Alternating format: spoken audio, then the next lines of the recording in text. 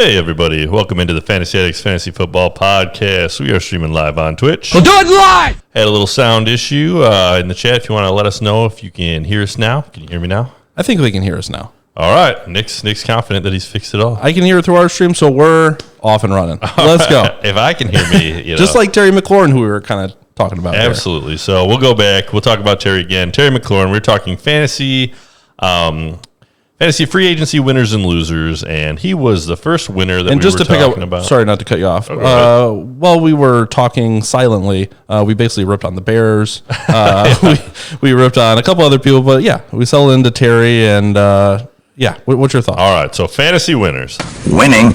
Terry McLaurin, and the big reason that he is a winner is because he has a new quarterback, Fitzmagic, coming in. So Fitzpatrick, there were some rumors that he might retire, but greatly exaggerated because he lands. He came out right afterwards and goes, Nope, that's not true at all. That reporter should just, be suspended for like a week. I just want a small slap on the wrist. When you're wrong like that, you're just... Why are you just making things up? I know. But Fitzmagic lands on the Washington football team, the team with no name, and you got to think he's going to be throwing the ball a lot more than those other guys. Well, the best part about Fitzmagic is he just sends it all the time. He doesn't care. No window is too small for him to just let that football go. Going to make some magic. And Scary Terry, that's kind of his specialty, catching balls that are almost uncatchable, coming from Dwayne Haskins and Alex Smith. And who knows? All these other scrubs that were throwing him the ball. The guy selling beer on the sidelines, he wants to throw a ball. Go ahead. For sure.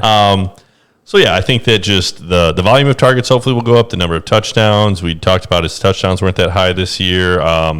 We also talked about another thing that was kind of it didn't hurt him as well as it may help a little bit as Curtis Samuel gets signed to the team. So that's not a wide receiver that's going to take away a lot of work from Terry. He could also be complimentary, kind of help open things up. You're right. It could force, a little bit more attention from defensive backs and safeties, which he wasn't really getting before with.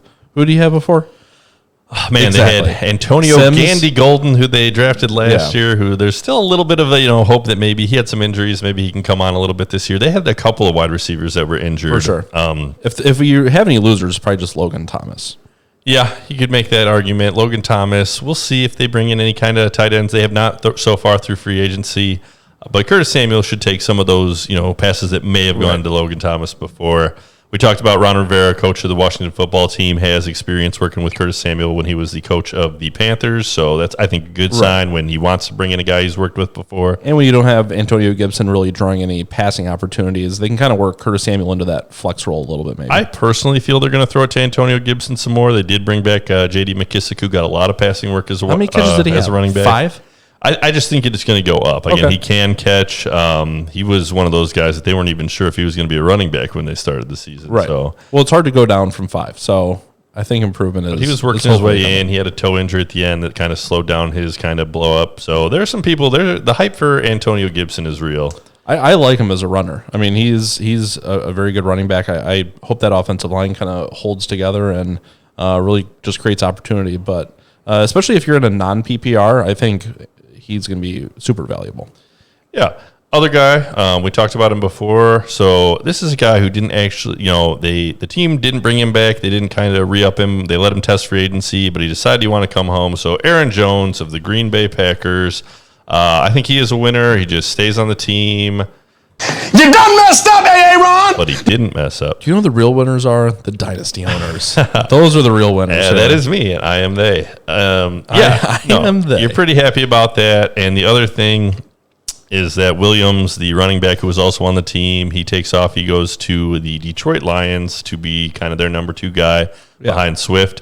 I think that helps Aaron Jones just because the next guy that they've got there, who we'll talk about in the losers section, A.J. Dillon, he's not really known as a pass-catching guy. So you'd like to think that as far as running backs go, Aaron Jones is going to get maybe a slight bump in his, they were throwing it to him before, but all the passing work. The goal line, that'll be interesting to see how that breaks down. That's where I'm curious to see what happens. But he's such an effective scorer. I mean, his efficiency numbers are high, and he can score from 15, 20 yards out. I mean, he's got those Derrick Henry-like long touchdowns on the season. Yeah, and Aaron Jones is a guy that they have some of those little throws and screens and things that they do in the red zone. the Green Bay Packers one of the most efficient teams in the red zone, and they used Aaron Jones as well as Devontae Adams for a majority of that efficiency. And as I said, I don't think it can be understated how valuable he is going into the same offense that he produced top 5 numbers. Yeah, there's just less question marks of how's it going to look. Is he going to, how long is it going to take him to pick things up? So Aaron Jones, you like that landing spot for him, especially for fantasy. The question will kind of be, I'm curious how high he'll go in the draft. Late first round, maybe early second. He's going to be in redraft. He's going to be a value pick. He's going to go probably, I bet he goes late in the first round. I mean, probably goes number 7, 8, 9 among running backs, I'd guess. Yeah, and I just think that there's less question marks. Everything seems to have gotten a little bit better for him. Again, it depends on how much you read into it, but you like a little bit that he had options. It sounded like he had better offers and wanted to come back. So him and the team are in a good spot. I know this is good for Bears fans too, right? No, this is awful for Bears fans. Maybe in the long term, if they tie up money in a running back, sometimes that we got to hold on, grasp to the smallest of things, Mike. We just got to we just got to hold on to any hope of them just shooting themselves in the foot. All right, well, maybe down the road, because this year the Packers, it should be their division to lose. So for sure. All right, next guy on the list. This is an interesting one. This is a guy I had on Dynasty. I traded him away before free agency, but Josh Reynolds formerly of the Los Angeles Rams goes and lands on the Tennessee Titans. So he takes over for Corey Davis, who ends up going to the Jets. So this could change depending on if they draft a wide receiver. I've been doing a lot of diving into the whole kind of NFL draft and what teams are where and how they're positioned and what needs they have. They could bring in a higher caliber, one of the earlier wide receivers taken in the NFL draft. That would hurt Reynolds a little bit, but as it sits right now, if he can be that Corey Davis, he's a guy that I've liked the talent of. He was buried behind Cooper Kupp and Robert Woods on the Rams, but he did have games where he was relevant. He had a couple flashes. So if he could become kind of like Corey Davis and take that role and get that, those passing work, because teams have to respect the run and because they have to cover Brown. I think that my argument for that, though, is Corey Davis scored so many long touchdowns last year. I don't know that is a metric that you can rely on season in and season out. The thing that made Corey Davis so interesting was the draft stock that he costed at the beginning. He was a high first round pick, and when you have that much investment from a team, they're going to use you. And at one time, you were thought to be one of the best of your position coming out. Josh Reynolds isn't the same type of player, so I'm more uncomfortable, adding him to the roster and expecting flex numbers from him. Yeah, again, I think he's got the potential to put up flex numbers. I'd be interested in him late in redraft if he was just out there and they didn't bring in another wide receiver. I don't think Cole Beasley has officially landed anywhere yet. You want Mims or Josh Reynolds? Probably Mims. I think that Mims has a higher ceiling. I think Josh Reynolds has a safer floor, probably. You want Curtis Samuel or Josh Reynolds? Probably Curtis Samuel. Okay. I think that he's a number 2 pretty clearly as far as wide receivers on that team as it sits right now. Josh Reynolds is also number 2, but they like to throw it to the tight end, and just they have such a high volume of running that their number 2 wide receiver gets less work than most teams' number 2 wide receiver. Mm-hmm. All right, so moving on after that, another former Ram is Gerald Everett. So he goes to the Seattle Seahawks, and they use their tight ends, and it's been different guys. And Greg Olsen had some, a couple plays here, and then it'd be Will Disley before he gets hurt, and then it'd be, they had another one. Was it Hollister? I think that's the problem with the Seahawks. No matter what running back you have or what tight end you have, they just keep getting hurt. So it's another roster where outside of Lockett and DK Metcalf, I'm not buying into any of the pieces. Yeah, again, I think that just as far as tight ends go, he's going to be one of those guys. You might not want to just have him and plug and play every week, but I think he's going to be streamable. It'll be interesting to see. I think he's going to definitely get the passing work as far as the tight ends on that team. But they do like to run, so if he can't, he's not a guy who has elite blocking. He can block, but it's not, kind of middle of the road.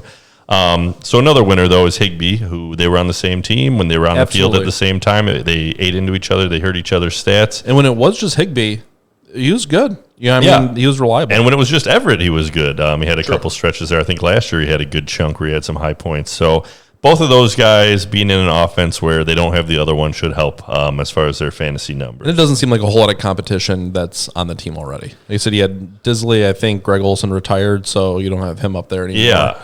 So and I want to say Hollister moved on, but and then they had Luke Wilson or in my summation, Luke Wilson, former Lion, and then he went somewhere. But he has not impressed. He was one of the deep sleeper tight end candidates a couple years ago that just was nothing on the Lions. No, I bought him for a second. The other thing that's just an interesting note about Everett going to the Seahawks, where they are in the same division as the Rams, so they played against each other. They'd seen him. They must have liked what they saw when he was playing against them and thought, hey, let's grab that guy. Right.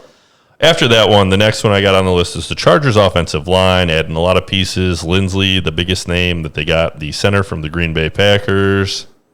You done messed up, Aaron! Now nobody's going to block for Aaron Rodgers. But it's all bad for the Packers. Yep. But then they added, I believe, a tackle as well, and they may add more through the draft. They got a couple picks. So I think that the Chargers O-line, if they got young quarterback Herbert, who looked really good behind a pretty trash offensive line. It just makes me feel better and better about Herbert and Keenan Allen. Yeah, I agree. I also think that for Eckler is a guy who I am a little higher on than the consensus right now. If Eckler is healthy, I think he's a top 10 running back. I just don't know if I'm willing to spend the draft capital. I'm going to have Eckler on a couple teams. He did have an injury last year, but he worked back. He looked good at the end of the year, didn't re-aggravate or anything like that. He's just not a big dude. I just don't know how throw it to him. He's he works out. He posts videos of him lifting cars over his head. He's not a giant here guy. First. He works out. No, he works out. Some guys, these NFL players, not like Leonard Fournette just eating ho-hos. Leonard Fournette. Does Leonard work out? Oh yeah. I don't know. Speaking of, he's back with the Buccaneers. Not great for your Rojo shares, but no, I didn't. I didn't put Leonard or Rojo in the winner or loser. Just kind of a push. This should be about what they were last year. I think there's going to be not a whole Lenny games. There's going to be Ronald games. Ronald was coming on at the end a little bit, broke his finger, got COVID. Yeah, they'll lose the first two games. That's the story of Ronald Jones' career. Is all right, the breakout's happening. I've been watching him. I picked him up off waivers in Dynasty. Spent a good chunk of fab his rookie year, which was a abysmal year. Yeah, and I've kind of believed. I know he's putting in work. But yeah, he just keeps having this little thing and that little thing. But what I like about it for Rojo is I think bringing back Leonard Fournette makes it so that they don't use their last round pick in the first round on one of the top elite running backs. I could be wrong, but it's just a thought. And, they've also got Keyshawn Vaughn, who everybody's down on him because you drafted him pretty highly in your rookie draft in Dynasty. But now I think that Arians hates rookies, and I think he'll get more opportunity this coming year. They want to develop him. They want him to be good. If they stuck with just one running back for fantasy purposes, it would help a ton. And the fact that they don't give, Ronald Jones averages 10 to 12 carries and Leonard Fournette averages 7 or 8, at least that's predictable. But, one game, one will get 20, the next game, the other guy will get 20. It's kind of they ride the hot hand a little bit. And Rojo, he loves to just have a good game, and then you play him, and then he fumbles, and they bench him. I think he's putting enough time and work that they're getting away from that a little bit. I saw one game where he fumbled late in the season, and they brought him back in, and he played very well after that. But he just needs to just stop doing that one fumble at the beginning of the game. Save it for the end, Rojo. Save it for my Get all your points first, and then you can fumble it away. So that's kind of the dynasty implications of that. Dynasty. All right, moving on. After that, so a couple that I have that are on the list, and this is just, as of right now, they kind of dodged the free agency bullet of another guy coming in. The draft is still to come, so a lot of things could happen where they bring in someone, and it just blows these guys up. As it sits right now, Chase Edmonds of the Arizona Cardinals is the number one running back on that team. There have been some reports that the team likes him, that management likes him, that they say they believe he can be a number one running back. Wouldn't shock me if they bring in a guy in the draft. Yeah. But even if they bring in a running back they get in the third or fourth round who they think can be complimentary, that's good for Chase Edmonds. If they bring in a Kenny Gainwell or something, I think that Chase Edmonds can still be relevant.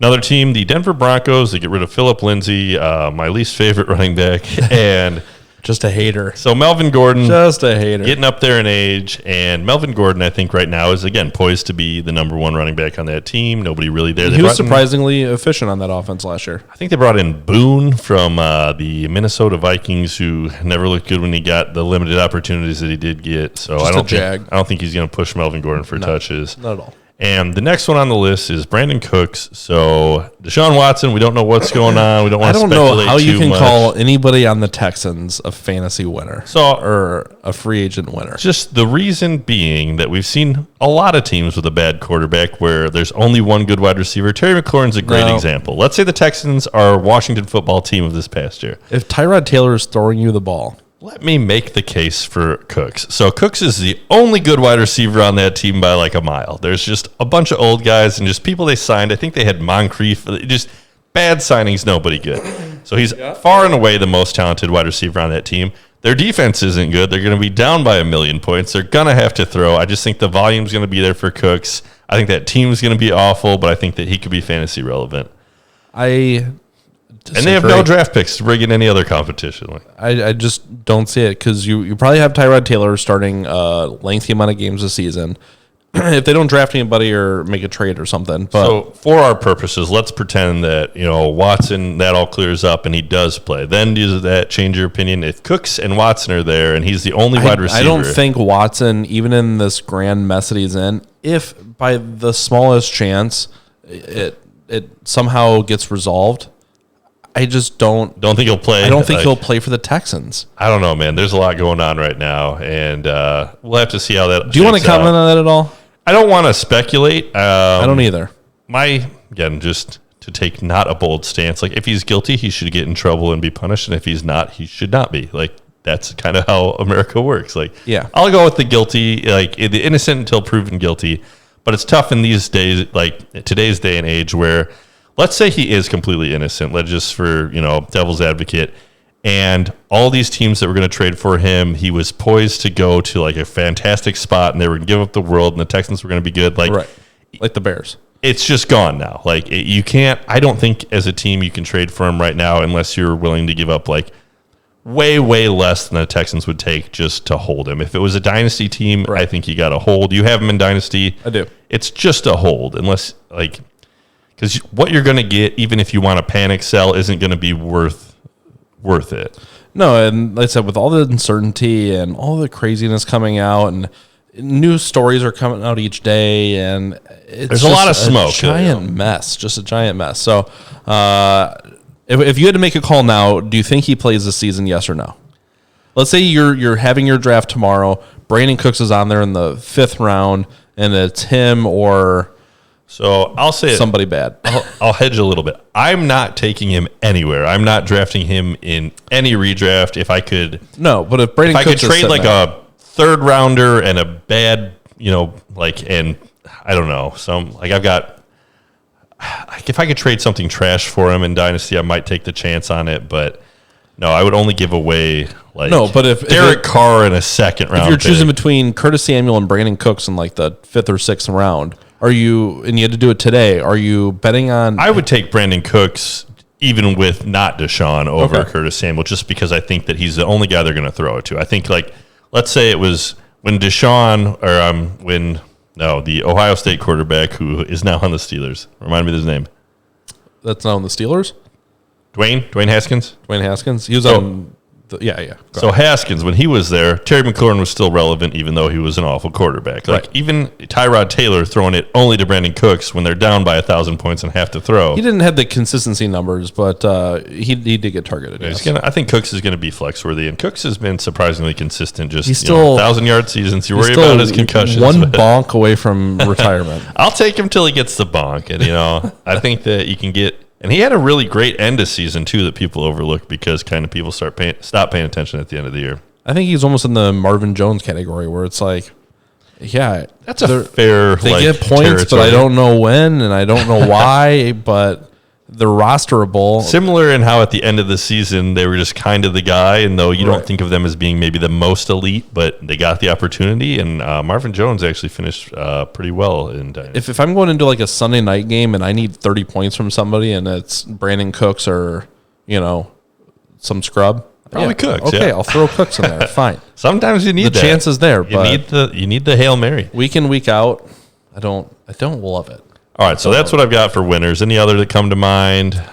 Not off the top of my head, no. Yeah, again, if you want to throw Dak in there, getting re-signed to the Cowboys, I think that helps all the Cowboys' offensive pieces. You're excited about that as long as he can come back healthy. I mean, we can talk about the trade. We can talk about... so we'll talk about the trade before the losers. So you go ahead. You give the rundown. There's got to be a winner and a loser from it, I think. I would say Miami's the winner. That's... Okay, so do you know the whole Laramie Tunsil charade that happened? Charade? No, tell me about Laramie. So Laramie Tunsil coming out, I think it's the 2018 draft, 10 minutes before the draft starts. I know a little bit about this. All right. Like some relative of his posts a video of him smoking a gas mask bong, and it's just on the internet. 10 minutes before the draft, he's supposed to go top 3 or 4, right? So he drops to the Dolphins in the teens, right? So they pick him up. Laramie Tunsil's good. The video, I think he gets like a nothing suspension. It's over. It's done. Yeah. But they get Laramie Tunsil for nothing. The Texans think they're going to be good, and they trade their first-round pick, their 2021 first-round pick, away for Laramie Tunsil. You are so dumb. You are really dumb. Turns out the Texans suck and end up with the 3rd overall pick. So, in turn, Miami gets the 3rd overall pick. So, Laramie Tunsil, who shouldn't have even been at their position when they were drafting, they get him, they trade him away. Then they trade away that 3rd overall pick to the 49ers for basically the world. 3 first-round picks and a 3rd. And then they turn around and trade to Philadelphia for the 6th pick. So at the end of it, the 49ers get the 3rd pick, the Dolphins get the 6th pick, and the Eagles get the 12th pick. Yeah, and Miami gets a handful of other picks, correct, including 2 first-rounders in the next 2 years. From one gas mask bong, Miami ended up getting 4 first-round picks and a 3rd-round pick for that. Great success. That is the trade of all trades. Yeah, and Miami isn't classically known as being a well-managed franchise, and it does. It feels like they killed it. They're known for having bad players, but not. Feels like they killed it in this kind of transaction between the 3 teams. So we'll see what they do with it. I think this was during the same season when they had that other assistant coach doing cocaine in his office at work. Just crazy things. I made a mistake. In fact, I'm upset Fitzmagic left now. It just seems like his type of team. It's like the John Daly team of the NFL. If you say so. I don't know. It's all just, hey, Miami, I think they're on the up. Their defense was coming on strong last year. I actually grabbed them in Dynasty. I feel good about them going I think it forward. just makes it more likely that they pick Jamar Chase in the 1st round. Yeah, and 6. He should be there for him at the 6. I don't know if they have another pick in that round. It's a little bit farther back where they could still get one of the top 3 wide receivers. But I think there's a pretty steep drop off after 1. Yeah, I think that just Tua. He's got some experience with Waddle and things like that. So Devonta Smith. I'm not sure that they played a lot together, but another Alabama guy, and we'll see. There's a lot of people thinking that Miami's going to grab some kind of wide receiver, but them trading back, it kind of opens up some opportunities for them. I mean, are you a winner if you're a 49ers receiver? Yeah, I think he definitely could be. So a little bit of the speculation today is that they're going to pick, let's see, is it Mac Jones? Mac Jones, yeah. And Mac Jones, a lot of people have kind of in maybe, that 5th spot as far as the quarterback. He's been kind of mocked to the Bears if they traded up. I don't think that they... that's what... I don't think they'll be able to climb, but if they could, that's kind of the lowest level quarterback that is worth taking, and maybe you can take a chance on. You got, Fields, Mac Jones, and what's the 3rd one? Zach Wilson. So those are kind of your 3 dark horses. And there's Lance. Number 3 Trevor Lawrence, he's going to go number 1 to Jacksonville. A lot of people are saying that they believe Zach Wilson will go to the Jets. And then, so at 3, the guys that would be available for the 49ers are Fields, Trey Lance, and Mac Jones. So a lot of people had Fields as their number 2 quarterback on the board going into kind of the whole process. But then Zach Wilson had a good pro day. And like I said, Fields and Trey Lance, more athletic. But Mac Jones, if they're trying to go from Garoppolo to another just kind of more statuesque guy who can manage the game, one of the things that has people led people to believe that the 49ers will get Mac Jones is that they went to his pro day, which I think was the same day. I did see that, yeah. As it was. But then they just scheduled a second throwing from Justin Fields. Okay, so that might change things a little Mark bit. Barris, the Cards look pretty good. I agree. They're making a lot of fan moves, which I can appreciate as a fan of my own NFL team. Yeah, but I think that A.J. Green is trash, so I'm not excited about that. The fact that A.J. Green got the same amount of money as Juju Smith-Schuster is hilarious. But I digress on that. But J.J. Watt, A.J. Green, I mean, it's still have A.J. Green. And they're going to draft a running back. Oh, of course drop it like it's hot. I'm just never going to drop. Just never going to drop A.J. Green. He is the man. He's the worst. He's not. He's great. He's great. He's got no feet. He's going to be top 24 wide receiver. Oh, my gosh. That's not true, inflammatory. But if he did, I would just, that'd be so clutch.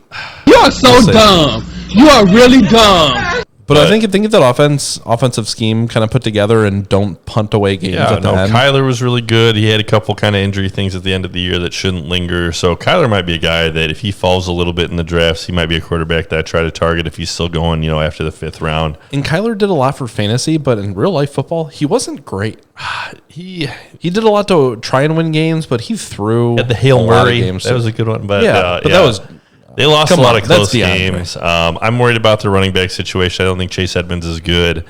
No, not good enough to try and compete at the. And they lost Kenyan Drake. So let's jump into our losers here. We've got our losers, and the first one I got on here is Josh Jacobs, running back for the Las Vegas Raiders. But why? Because they signed Kenyan Drake, and Nick and I actually made a bet, $100, that Josh Jacobs, the bet is that he will finish outside of the top 14 running backs in half free PPR. Money. Free money. Go ahead and make the case for Josh Jacobs while I prepare my dissertation on why he's going to be bad. Because he's been a top 12 running back the last 2 years, just right from getting drafted. He's still young. He's on an offense where there's really no other running options. Kenyan Drake is awful. It's the reason he's been on 5 teams in as many years. He's just not a very good running back. He's okay, but he's on the Mike Davis level. He's not on the Josh Jacobs level. So anybody that's going to get 20, 25, 30 touches, they're going to be a top 12 running back. It's going to happen. He had a actually down season from his freshman campaign, and which is not uncommon. You get tape on yourself, and it's harder to get breakout plays. But he was still finished number 8 in half point. So I don't know how you can make the case against Josh Jacobs. He missed a game and a half this season. It's not like he missed 8 games or multiple games. It was 1.5 games, and yeah, he had a couple nagging injuries. He played through them. He finished RB8. In a tough season with no preseason. I don't know what's not to like about Josh Jacobs. And if you're down on him, I've seen other people down on him. If you can get him at running back 9, 10, 11, 12, I mean, he's going to outperform that ADP. No, hard pass. All right, Josh Jacobs. Why Josh Jacobs? Drake is third down at best. I agree. All right, so why Josh Jacobs is going to be bad? So you are correct, though. Josh Jacobs did finish as the running back 8 last year. He was the only running back on that team. Nobody else was any good. He got all the work. Still the only running back. Didn't miss a lot of time. Was banged up here and there. Played through most of it. There was a rumor that he was, not necessarily even a rumor, but he got a DUI, but then the charges were dropped, so it doesn't sound like he's going to miss any time. The story I heard was that he had alcohol in his system, but turned out he was under the legal limit. So I don't know if his lawyer got it, bumped down or whatever, but just the benefit of not going to miss time for it. So that's something that if you were wondering about. Kenyan Drake comes in. Kenyan Drake was the running back 14 on the year last year, so he's not nobody. I have heard different analysts say that he will get 50% of the work. I don't think that is correct. I don't think he's going to get 50% of the carries. However, I think that he could get 10 carries a game. I think that you're going from Josh Jacobs, he was in the best situation he could possibly be in, to now there's another guy there who they paid. They want him to be there. They're going to use him. They don't like to throw it to Josh Jacobs. Josh Jacobs' health has not been 100% any year. He's got more mileage on him. This is his 3rd season we're coming up on. What do you mean season. Any year? He had a freshman season, which he played all 16 games. He had to get his shoulder shot up multiple times that freshman year. He plays. He does. He plays. So, again, he is a tough guy. I'll give him that. But I think that some of these things might start to just slow him down a little bit. But you got to look at the other side, too, where besides Waller, there's no other receiving threat on that team. So it's really, if you can stop Waller and stop Josh Jacobs, you're going to win the game. The offensive line is not very good. Carr gets smoked all the time. So Mark in the chat brings up Josh's O-line is an unknown commodity. So that's my other big point on Josh Jacobs. But it's been an unknown commodity the whole time. I want to say they got rid of 3 of their offensive linemen recently. Like, they're just sending them away. They're letting them go into free agency. But they weren't good before. They weren't good before, and it's worse now. And the way that they're positioned in the draft, I believe they should take an offensive lineman with their first pick in the draft, but I don't think they will. I think they're going to have to take a defensive player because their defense is bad. I don't think that Carr is good. I think that just, again, if you went over Josh Jacobs' stats last year, he had one great game at the beginning of the season. He had a lot of games that were under 10 points. I don't think he's that great of a running back.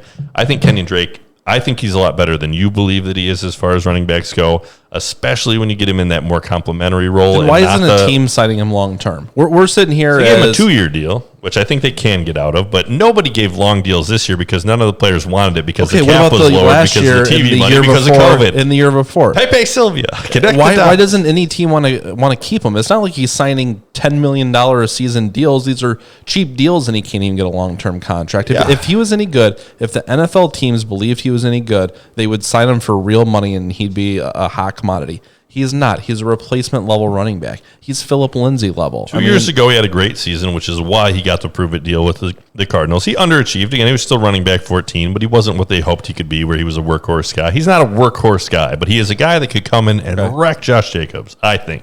I completely disagree. They've shown a passion for using Josh Jacobs and a commitment to it. They just keep when there was nobody else, when Rashad was the only other running back in the room, they showed a commitment to Josh Jacobs. Because they believe in him. It's the same thing with Joe Mixon. And they went out and signed Kenyan Drake, which the Dynasty community just collectively was like, oh, no, if you have Josh Jacobs, like, right, okay, but you should be worried about Kenyan. You have Giovanni Bernard with the Bengals, and you still have Joe Mixon, who they feed and feed and feed and feed.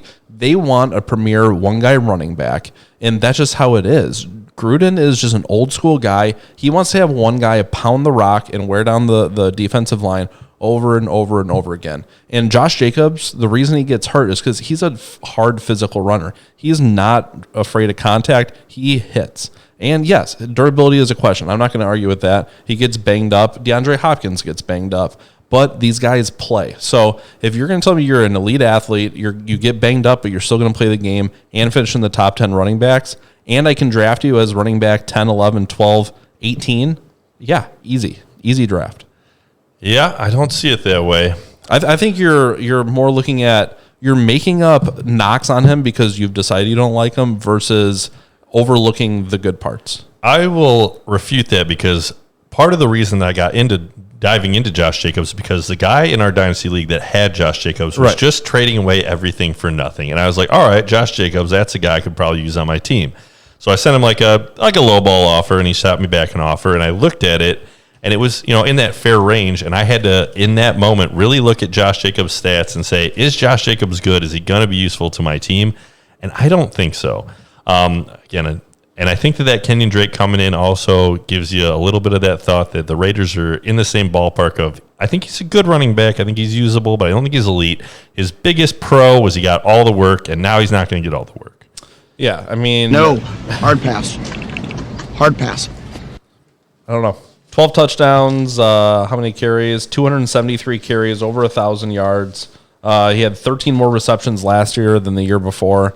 I mean, I understand your negatives. I get that, but I think you're overlooking how many things have changed since, haven't changed since he got there. And I think you're buying too much into Kenyan Drake. Personally, I'm still okay drafting Josh Jacobs within the top 10 running backs. Easy. It's the same reason. There's no chance he finishes as a top 10 running back. Again, the bet we have is that he's 14. I think maybe he could scrape into 14. But well, that's your fault for taking it all the way to 14. I probably would have made it at 10 because I don't think. No, you weren't. I probably would have. If you'd have given me the injury caveat, I would have taken it to top 10. I would have taken it. So that was the other part of the bet. Is Nick wanted to say that if he played how many 14 games, he would finish as a top whatever. And I think that. Again, I don't know that he's going to play 14 years. So Mark Barris, no elite wide receiver means defenses know Josh will be rushing on first and second down. But it was the same way last year and the year before. They had Nelson Aguilar. He's not an elite wide receiver. He's garbage. I understand your argument, but you're bringing up, and same with you, you're bringing up knocks on him that have already existed the last 2 seasons, and he's still produced. So 2 knocks that didn't exist. His offensive line has gotten obviously worse, and they've brought in another running back who's going to get a lot more work. So any expert will tell you, offensive linemen, there's 10 good ones in the entire league, and the rest is just a wash. From offensive lineman number 11 to 50, they're almost interchangeable. It's just a position that there's not a whole lot of great players. unfortunately. So Fantasy Pros expert consensus ranking has him ranked at 15 right now. I'm going to give off some running backs. You tell me if you'd rather have Josh Jacobs or them. We play a quick game.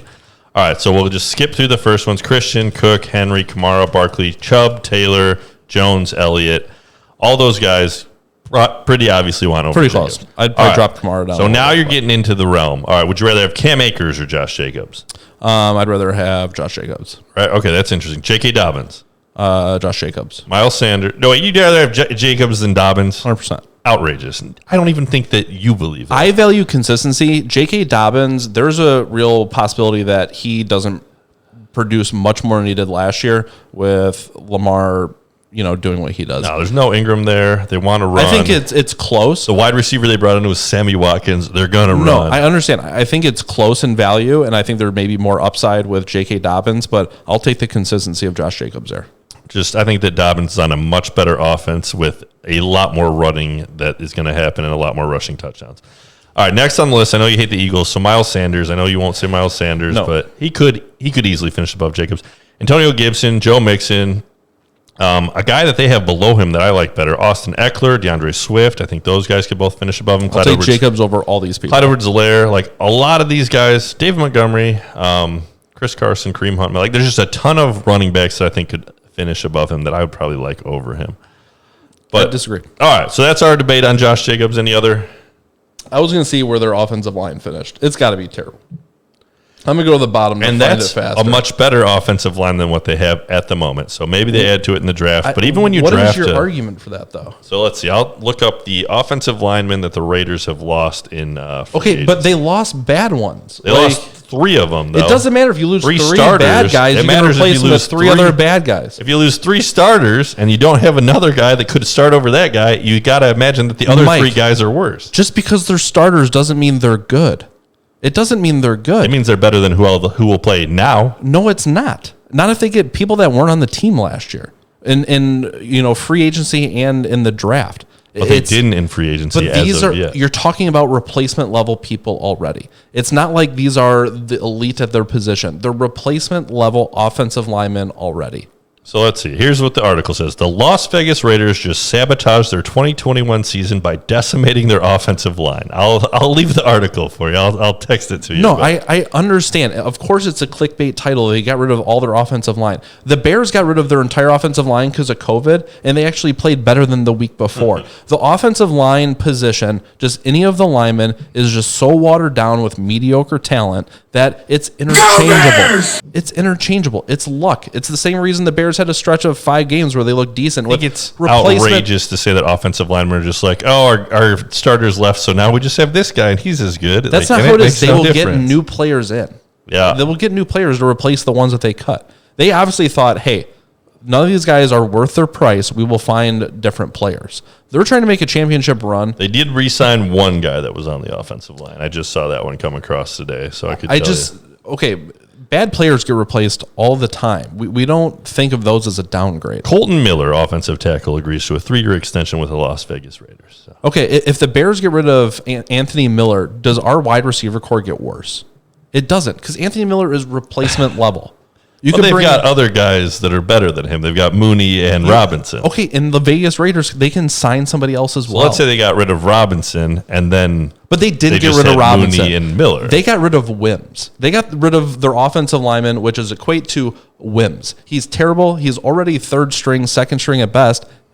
It's not going to affect anything. If I owned Josh Jacobs, I would hope that they had signed some big-name offensive line talent that would help to block for him so he could run more, and they didn't. So that's kind of my argument. But if you get rid of the garbage ones already, then now it's just you're netting out. But then you have to bring in good ones, and they haven't done that. Like, if you bring in other replacement levels, you're in the same position you were before. But this is why we have $100. They didn't bring in anybody good. Not yet.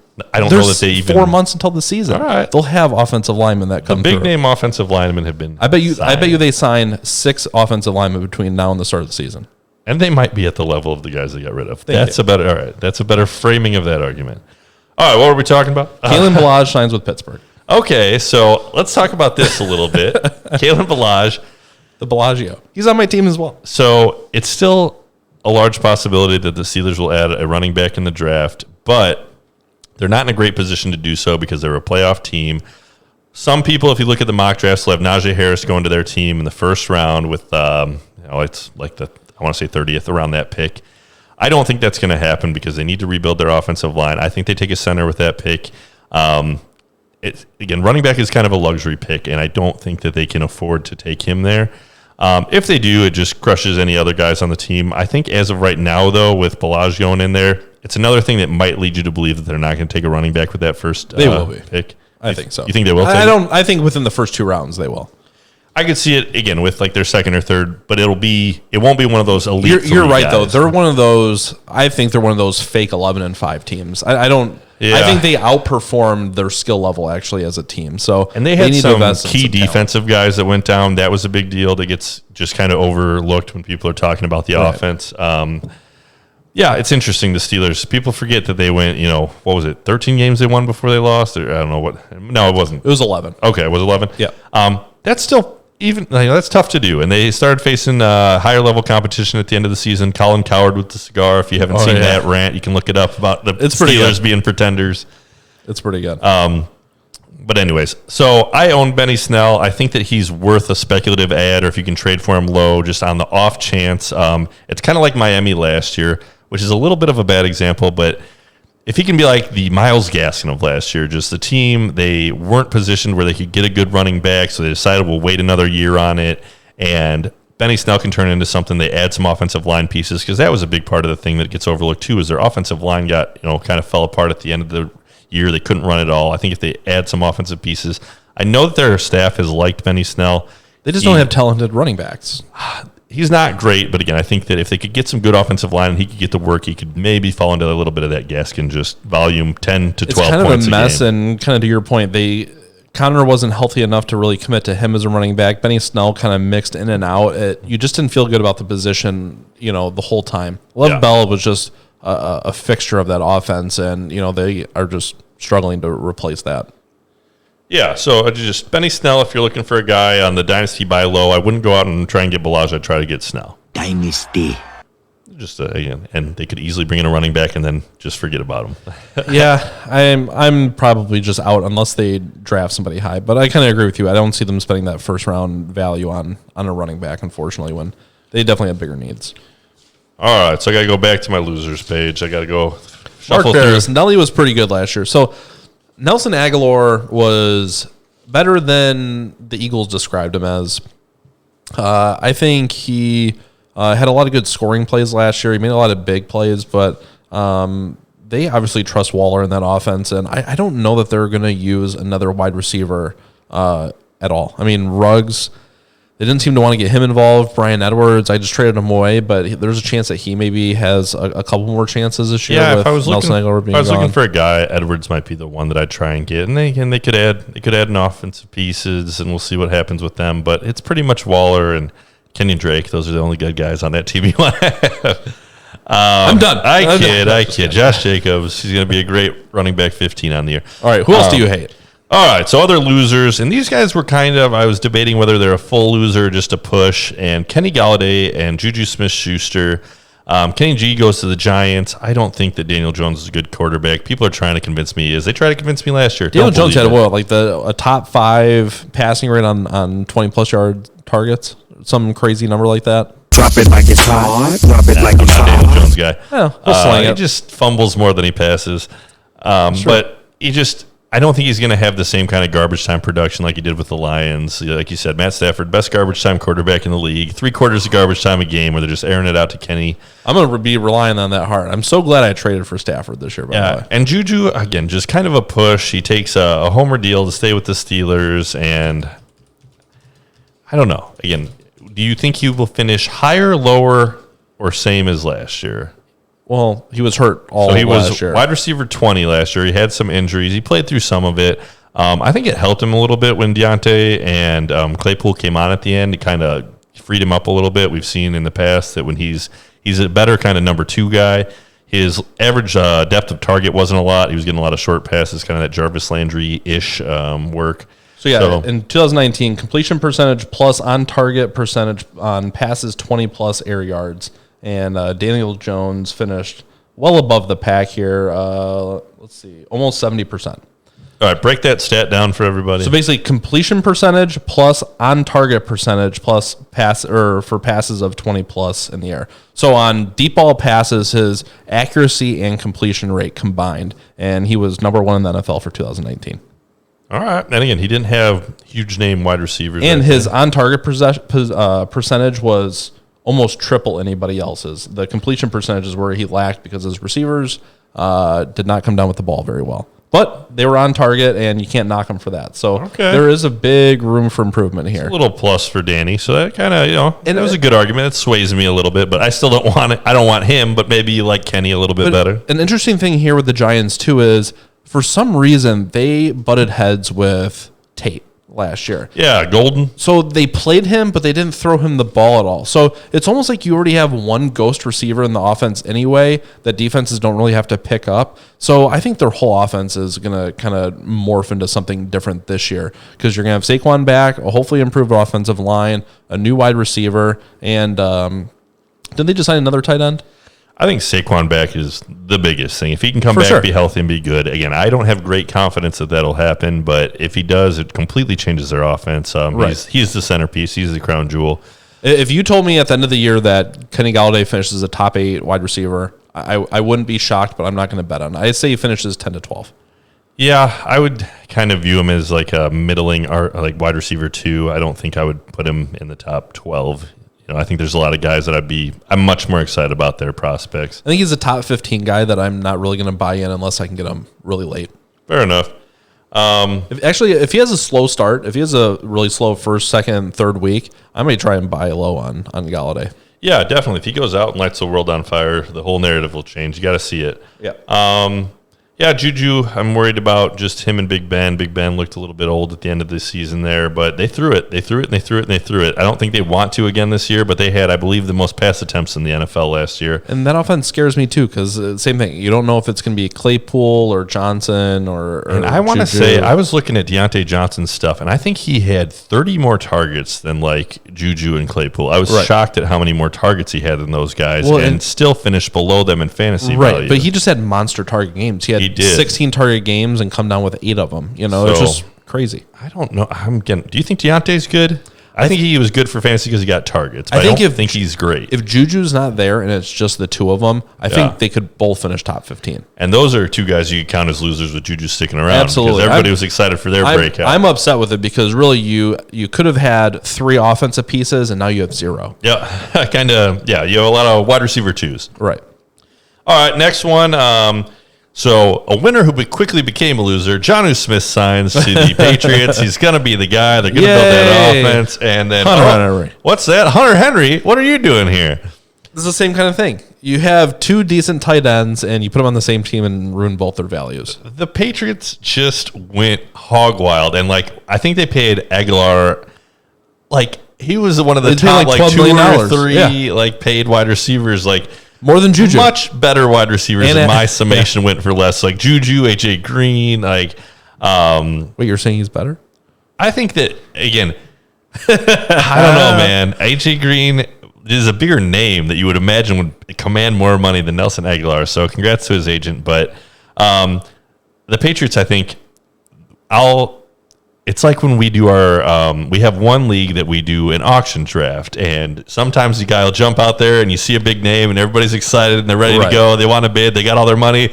And those first couple guys go for way too much. And then in the middle of the draft, people are getting way better values on comparable guys.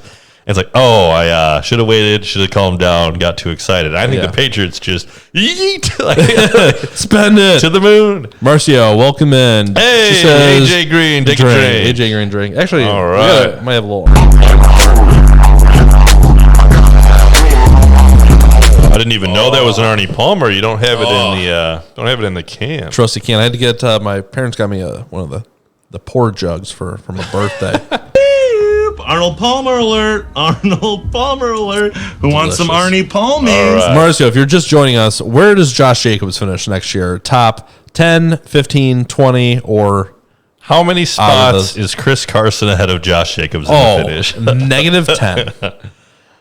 -10. All right, we'll give her some time to think about it. But she is just in time to watch us flame the Bears because on the list of losers in dynasty or in just free agency, NFL free agency, we have the Chicago Bears. The Bears. Signing quarterback Andy Dalton. The Bears are who we thought they were. Oh, no. Oh, so. You ready for this stat, though? Yeah. I think I heard on the score earlier. I've been here for a while. Gotcha. So you already heard the rant. All right. I think they said with a mediocre season this season, Andy Dalton can finish in the top 25 total passing yards list among quarterbacks in the NFL history. Yeah, that list is skewed because teams pass so much more now. So if you really look at a smaller sample size of like the past 20 years. Or it says the answer is jail. I mean, maybe. I don't know if Josh Jacobs is going to end up in jail or not. He Banjo has the lurker. feel. Okay, I knew there was a couple. Nice. Happy to have you. You missed Thanks the for first 10 hanging out. minutes when we didn't have any audio. That was a good one. So anyways, just the Bears. They also lose Kyle Fuller, good DB. He goes back to Fangio, former defensive coordinator for the Bears. So he will be in Denver now. So let me give Paint me the picture. an alternate side of things, right?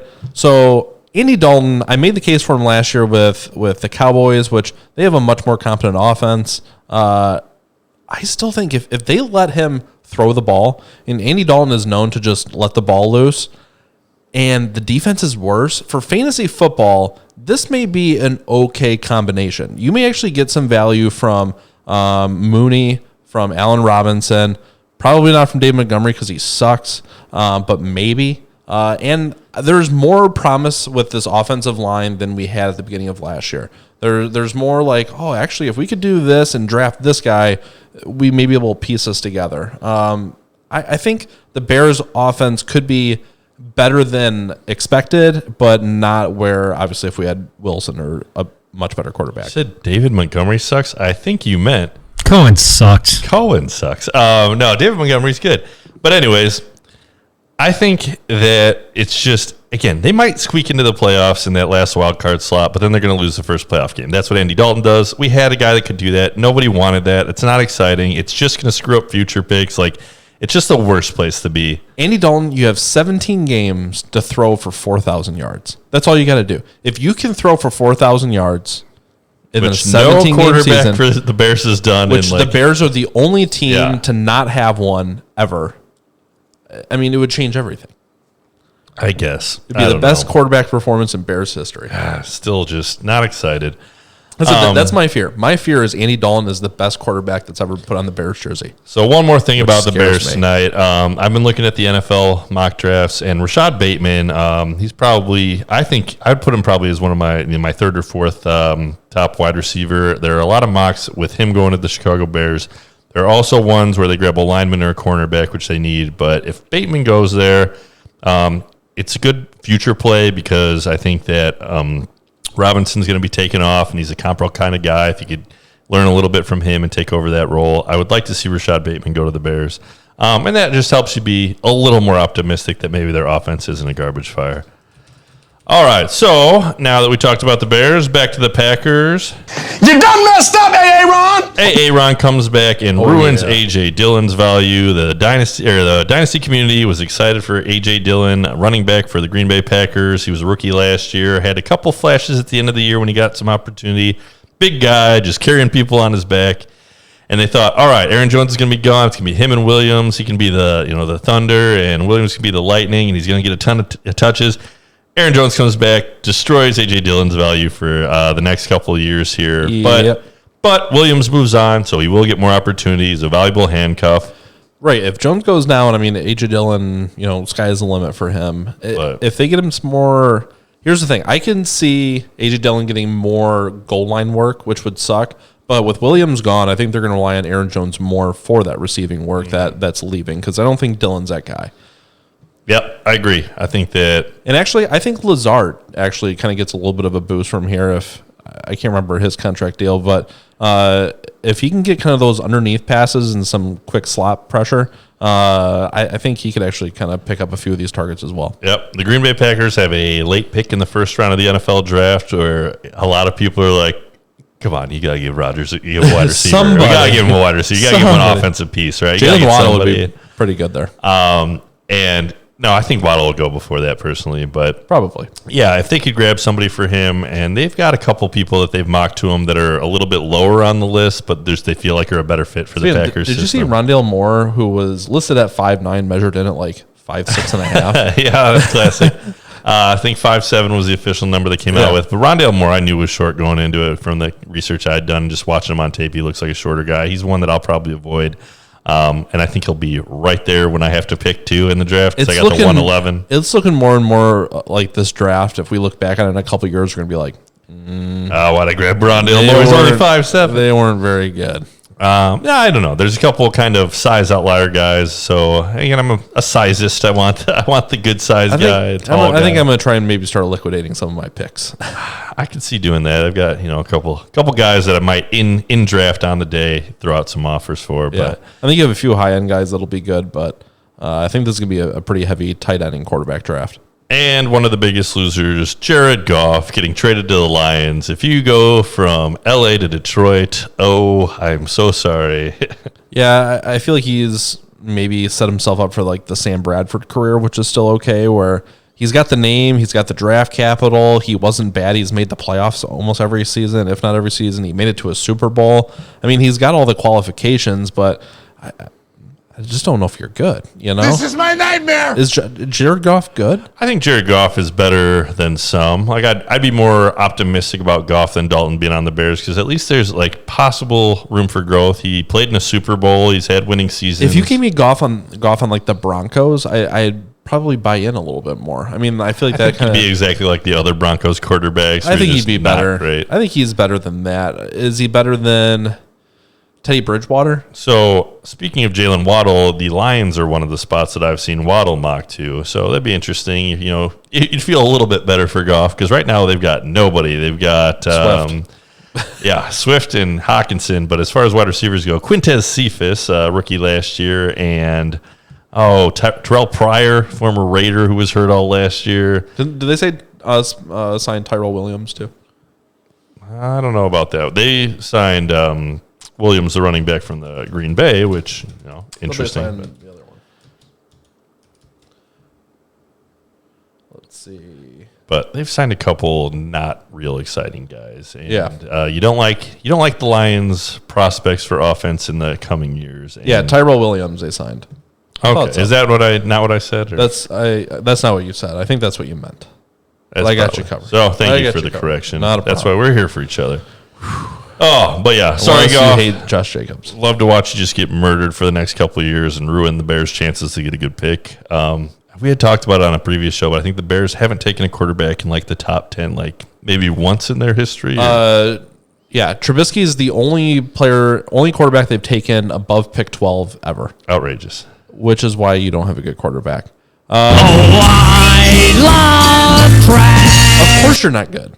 No, you need to. Chad, Banjo, Marcio, Mark Bears, if you're still in here, we're thinking about streaming the draft live, maybe a couple hours, few hours. Maybe we'll hang out. We're only going to do it if we can get people in here to hang out with us. So I'm going to do it. I'm going to do it. All of it? All 3 hours of it? We'll have Ethan on the chat. And, Marcio, MVP. She wants to talk about the MVP. Go ahead. You first.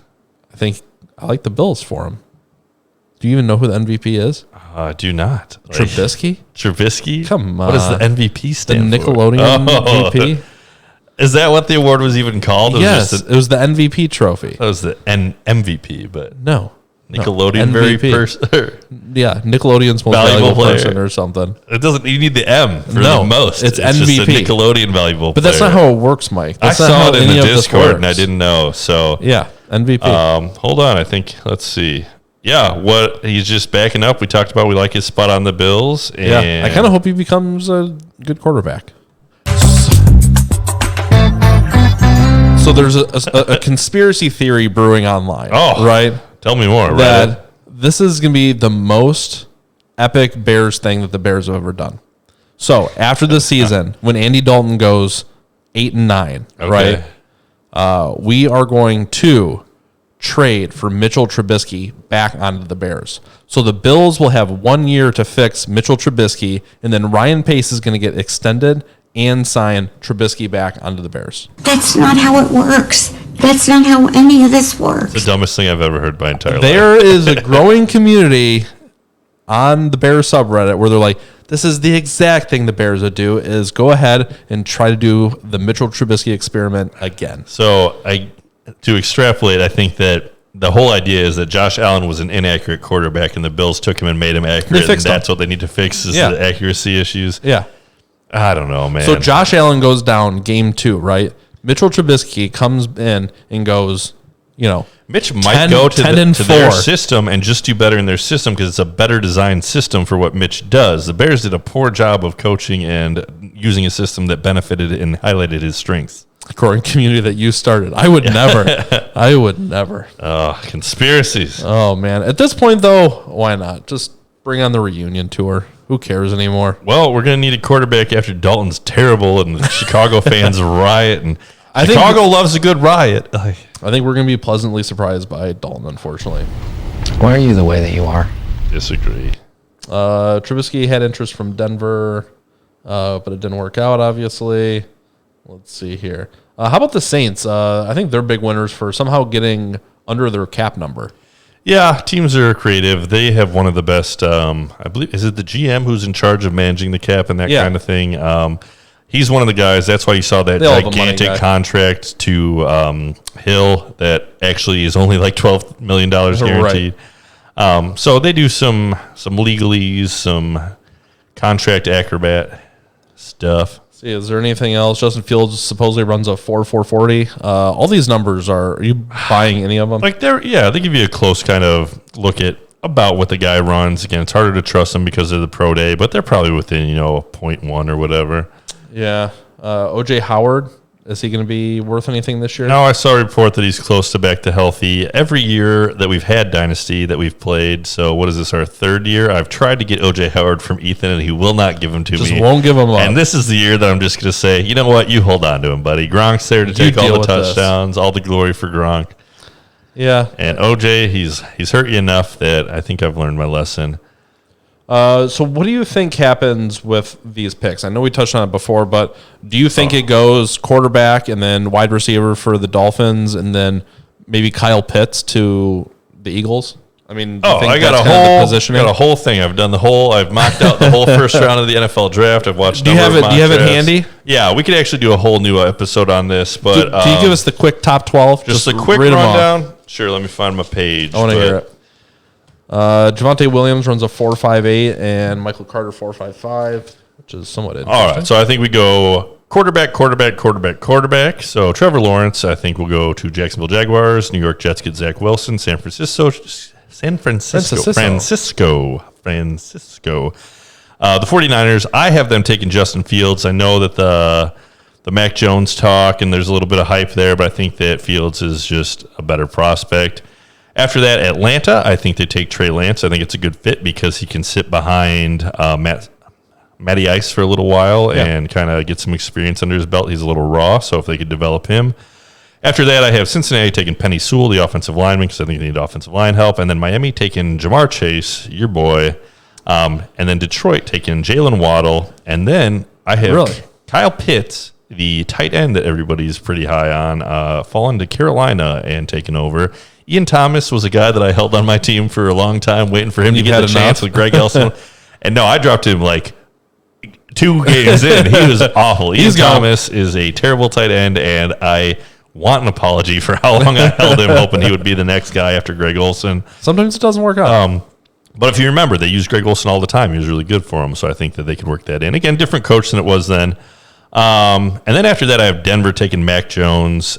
So I think Denver, I just have no faith in their ability. Like the Bears, they'll take a quarterback who's not one of the elite guys. They'll hope that he can be the next guy and be good, and then he won't be good. They're in that Bears quarterback kind of story from the last little bit. I mean, the last 4 or 5 years since Peyton retired. I mean, it's been bad. They've just tried 500 for guys. And no good quarterbacks. I think that the thing was John Elway, who a great quarterback in his own right. He gave up kind of his responsibilities, and he had a hand in picking the quarterback. He said, "This is hard. I can't do it. Well, I don't want to be responsible." I'll tell a story from high school. So I wrestled with a guy, and he was a phenomenal wrestler. Won the Big Ten tournament. Just was like undefeated every year for our team. And one day I was wrestling with him just in practice, and he did like a move, and it was so lightning fast that I was like, "Can you like show me how you did that?" And he's like, "I just do it." Like he was so good that he couldn't coach other people. Like, I just do it so instinctually, and I'm great at this, and I can't show you how to be good at it because you can I don't either have do it to or think you about can't. it. Whereas I, could coach guys up because I got to think about all the stuff, and I'm like showing him, and he just like great athlete, not a good coach. And I think that like again, how can Peyton Manning or Tom Brady explain to a quarterback how to be what they are? Oh, just have great vision and be really smart and just devote your whole life to this for years and years. Like, For sure. So anyways, that's my fun story. So I'll stop there. We could do we'll do a show probably where we do go through the draft and just kind of run through the offensive players. I think we do it maybe pre-draft, and then we'll see how correct you are as the draft goes. Another one that I want to do, and it's not the sexiest topic, but I would like to do a show where we just rank all of the handcuffs in the NFL as far as running backs, because I think that those guys, that's one of the things that the less savvy players, the people that don't do fantasy as much, they're less aware of those guys and knowing their value. And that's a thing that can really make or break your season. If you can snag the right handcuff at the right time, then that can turn into big value. Yeah, I just posted the Discord link. If you have other ideas that you'd like to hear this offseason, or different rankings or lists or anything you'd like to see us cover, join the Discord, let us know. And we definitely like to get to those as well. Pass out those biscuits of knowledge. Big Mama's handing out biscuits, baby! For sure. All right. Well, we're going to start wrapping it up here. If you have any final questions, get them in the chat. You got any other tips or tricks you'd like to leave off on? No, appreciate everybody that hung out in the chat. If you're finding us on YouTube, we do stream live on Twitch, so you can jump in there, search Fantasy Addicts to find us there. All the subscribing and following, the liking, commenting, we appreciate that. If you comment, we'll get back to you. Yeah, we're streaming Tuesdays in the off season here, and then in season we'll stream Sunday and Monday. Sunday during the live games, and give you that updated fantasy play-by-play scoring. Yeah, if you're watching and you haven't followed us, we'd be happy to have you become an addict. Do it just one time, and you're hooked. All right. Do you have that GIF, that sound drop, the do it one? Job's done. Apparently not. Thanks for coming on. All right, thank you everybody. We'll see you on the next one.